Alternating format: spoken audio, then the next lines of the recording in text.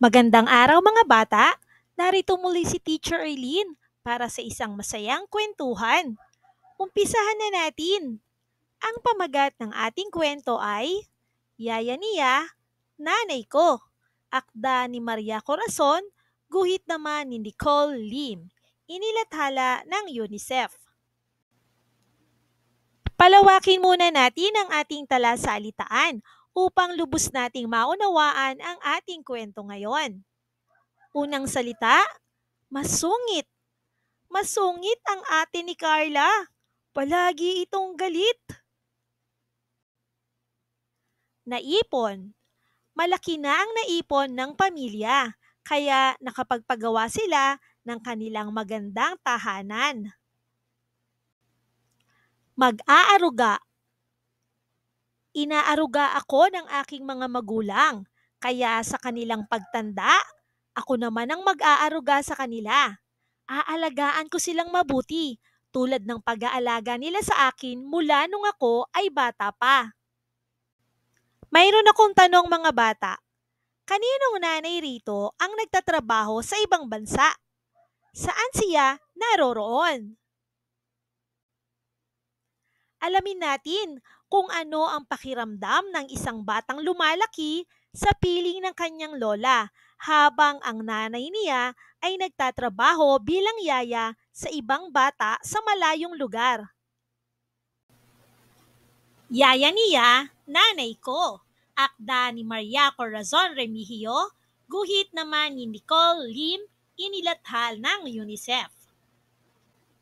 Yaya ang nanay ko. Yaya ng batang katulad ko. Yaya ng batang malikot, madaldal at makulit. Yaya ni Ann May. Pinaliliguan niya si Ann May. Inaayusan ng buhok. Binibihisan palagi, pinapakain at pinatutulog.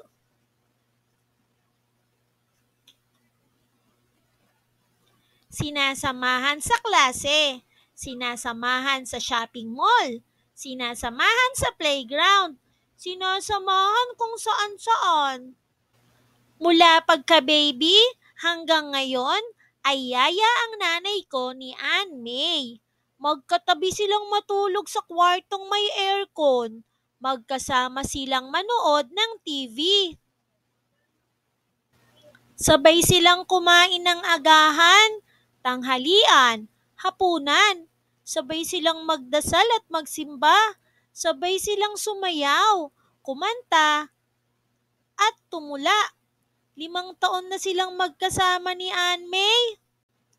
3 beses ko palang nakakasama si nanay. Noong nakaraang Pasko. Noong Pasko bago yung nakaraang Pasko. Noong Pasko bago ang nakaraang Pasko. Maraming pasalubong sa akin si nanay. Damit, sapatos, laruan, tsokolate, libro. Karamihan galing kay Ann May. May ilan ding bago. At marami din pasalubong si Lola galing kay nanay. Si Lola ang kasama ko, hindi si nanay. Kay Ann May siya. Sana, yaya ko si nanay. Yaya na kasama ko matulog, kumain, maglaro, at mag-aral. Sana, hindi si Ann May ang inaalagaan ni nanay. Sana, ako na lang. Masungit si Lola. Matanda na kasi. Hindi na niya ako maalagaan mabuti. Naliligo ako na mag-isa. Kumakain ng mag-isa. Nagsusuklay ng sariling buhok. Nagsasapatos ng mag-isa. Natutulog ng mag-isa. Nag-aaral at pumapasok ng mag-isa. Noong 1 linggo, umuwi na si nanay. Umuwi na siya sa Pakat, Balogan mula sa Makati. May naipon na si nanay. Malaki na ang naipon niya. Malaki na rin si Ann May. Kaya na niyang kumain ng mag-isa, matulog ng mag-isa, at mag-aral ng mag-isa. Malaki na rin ako. Kaya ko nang mag-ayos ng higaan ko. Kaya ko nang magwalis at magpunas ng kasangkapan. Kaya ko na ring magbasa, magsulat, gumuhit at kumanta. Pero kailangan ko pa rin ng nanay. Nanay na nagmamahal sa akin. Nanay na mag-aaruga sa akin. Nanay na mangangaral sa akin. Nanay na hindi yaya ng ibang bata. Nanay na nanay ko. Laging tandaan mga bata, may pagkakataon na kailangan lumayo ng ating mga magulang upang maghanap buhay. Nang sa gayon ay matugunan ang ating mga pangangailangan. Hindi porke umalis sila ay hindi nila kayo mahal. Naku, mahal na mahal nila kayo. Kaya kaya nilang magtiis kahit malayo sa inyong piling.